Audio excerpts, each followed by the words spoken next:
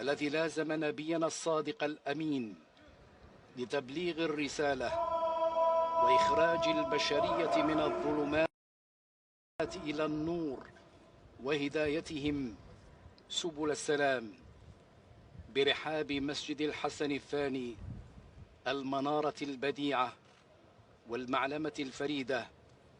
يؤدي أمير المؤمنين صاحب الجلالة الملك محمد السادس نصره الله صلاتي العشاء والتراويح. الملك محمد السادس نصره الله صلاتي العشاء والتراويح. الملك محمد السادس نصره الله صلاتي العشاء والتراويح. وسط أجواء مفعمة بالإيمان موسومة بالرهبة والتذلل، قد غمرنا المولى عز وجل في هذا الشهر بفضائل عظيمة ونفحات جليلة وخير عميم.